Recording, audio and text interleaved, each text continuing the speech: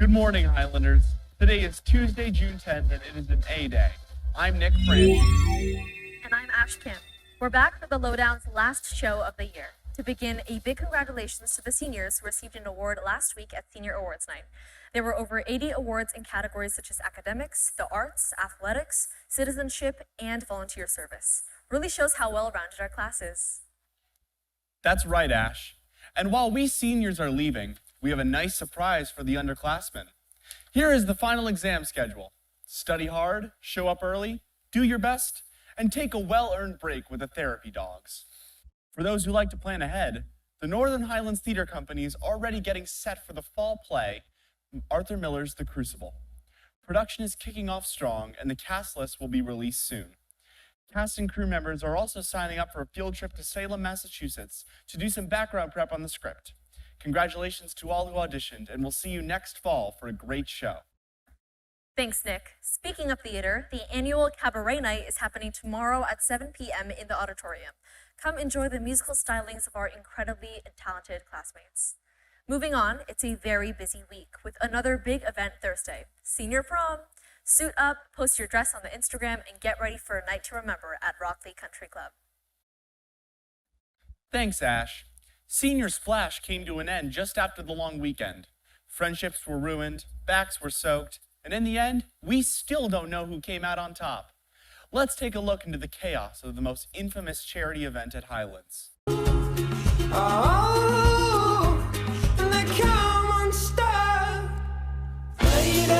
Running down to the riptide, taken away to the dark side. I wanna be your left-hand man. I love you when you're singing the song, and I got a lump in my throat 'cause you're gonna sing the words wrong. Is this movie that I think you like? This guy decides to quit his job and head to New York City. This cowboy's running from himself. She's been living on the highest shelf.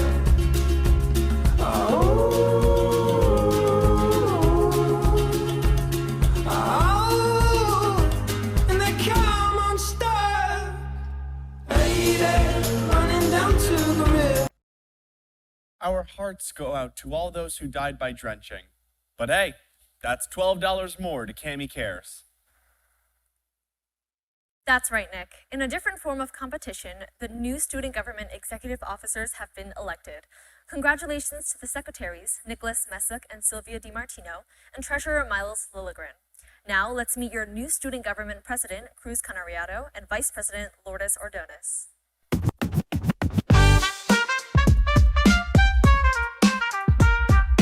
We're really excited and we're so happy that so many people put our trust in Lourdes and me. We're still in the process of learning and transitioning, but overall it's very exciting. We're both very grateful for everyone who voted for us and the opportunity to even be president and vice president. Cruz and I have been friends for a long time now, and in around January I said, why not? The most challenging, I would say, the campaigning during the lunches. I scarfed down my food and then I went over to Lourdes and be like, you ready to campaign? And like give out candy and wristbands, and it was not humane, like how quickly we were eating. For example, for the 90-minute lunches, it's not just us. If we all work together as Highlands, as students, then we can obviously achieve all of our goals. Go Highlands! Go Highlands! That was good.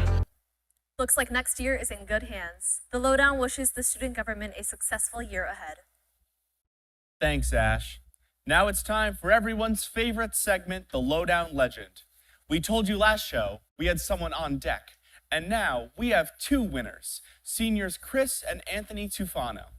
Let's take a closer look into the lives of this dynamic duo. Thank you. You too.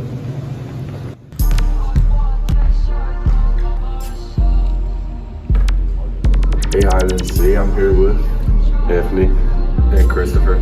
Considering you guys play basketball, are you guys going to college? Yeah, to Drew University for basketball. Like you guys are both going to Drew? Yeah. We've been playing with each other like since we were little. Like we've always been teammates, and now like we're able to play at the next level. And it's always been a goal for us. Like, we were playing ever since we were little.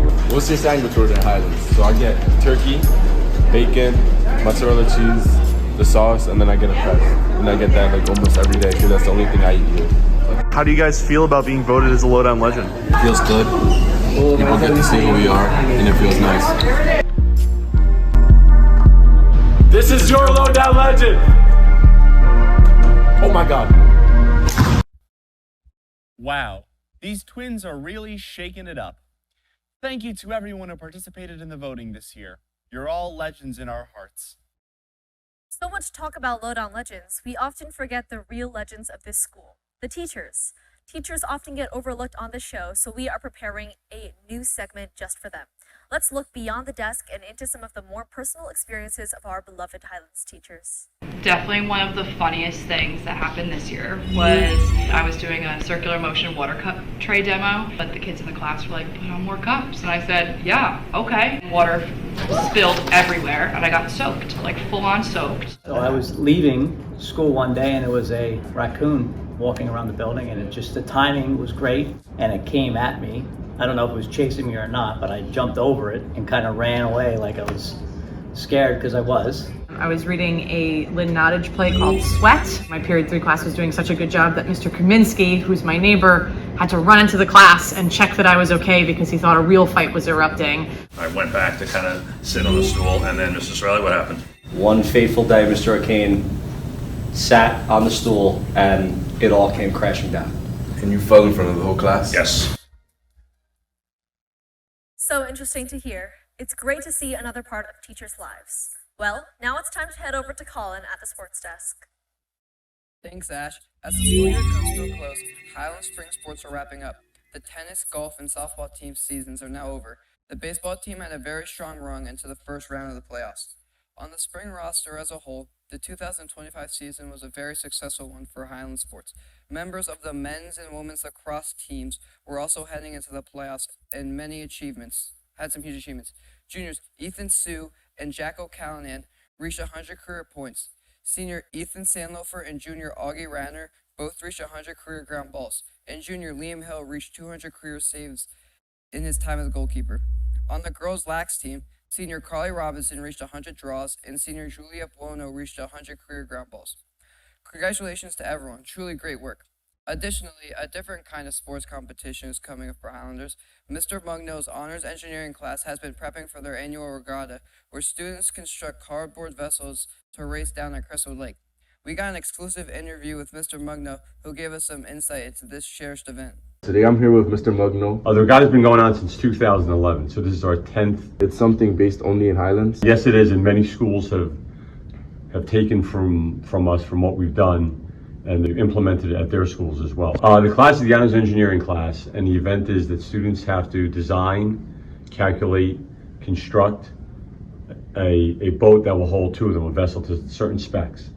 And they have to then build a boat, make sure it's water soluble, and be able to row across Crestwood Lake in the course that we've designed out. It's over 200 meters. We have 7 boats competing. I think most of the boats are very well designed, but we'll have to see when we put them in the water. A lot of strategies that the students use is they take a look at the research that they've done and take a look at past boats.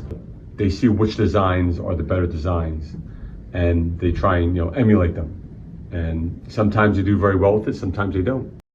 Thanks, Colin, and I'm the director, Rachel Nelson.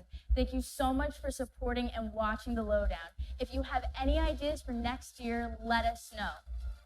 See you next year. Until then, good morning,